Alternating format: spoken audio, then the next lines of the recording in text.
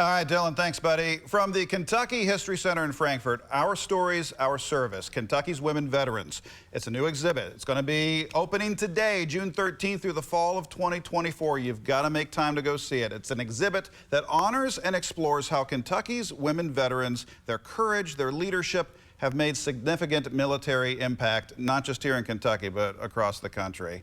And joining us here, our good friend, Scott Alvey, Executive Director at Kentucky Historical Society. Scott, our viewers know you. They see you on Kentucky History Treasures, and we appreciate you being here. Well, it's my pleasure, Doug. You know, it's one of the greatest things I get to do in my job is to talk about Kentucky history, right? It's a good gig. And everywhere we go, people love Kentucky history. And so last night was so exciting. We're thankful to have you and Lisa there. Oh, my goodness. These veterans getting to see the recognition that they deserve within the exhibition, and I'm just disappointed. I wish we had a way of capturing the energy from last night and making it available for the public today when they get to see the exhibit. It was a VIP reception, and it was done mainly to make sure that our veterans who take part in this exhibit, who shared their stories with you, were able to kind of experience this firsthand. It was very emotional, but it was a triumph. The exhibit was everything I had hoped it would be.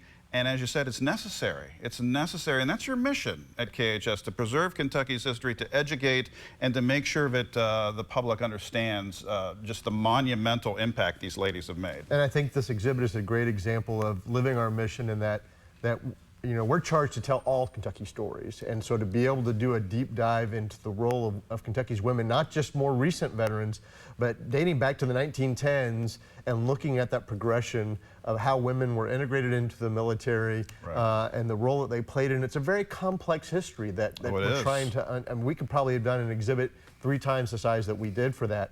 But I also think it speaks a lot to just our veterans in general, of how we recognize veterans and the service that they've done for our country. I think myself being not a service member, often find it that I don't realize what goes into the service and sacrifice that both just the veterans themselves and their families have given to our country. We're all learning things from this exhibit. You've got learning through artifacts from your collection. You've got oral histories. What is your hope that, Scott, what's your hope that people take away after going through this exhibit, after taking a few hours to spend with you in Frankfurt, and they come out on the other side of this? What's your expectation and your hope for them? Well, one, we hope that people learn that it's a complex story, just not just for our women veterans, but for all of our service members, that there's a lot that goes into it, that there's change over time that influence both our societal views of how people serve and how that impacted their motivations to join. And we look at current issues today. Veterans often don't see themselves as veterans, particularly a lot of the women veterans. And so how do we raise awareness that their service mattered, that they've always been part of our military service? And you know, we did an awesome thing. We combined with our Honor Flight chapter here in Lexington, because we said, let's go to the Wellspring. This chapter of Honor Flight's already honoring the Lexington's lady veterans with a special flight.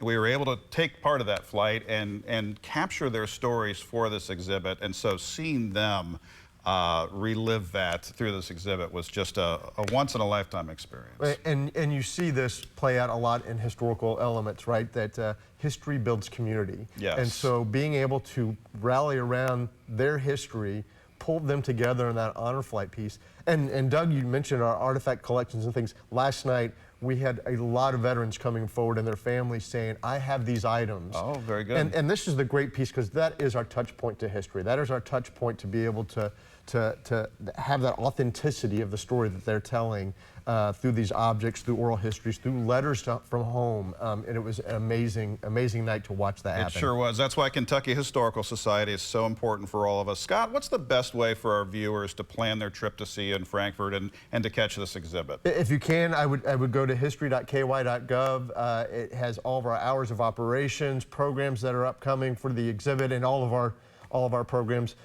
We operate 3 sites, actually. So we have the Kentucky History Center on 100 West Broadway, but we also have the Old State Capitol and the Kentucky Military History Museum. It's campus. So throughout the whole time period, there will be complimentary programming going on around this topic. Appreciate you, my friend. Great. Always a pleasure to be here. Thanks to the team for a great job.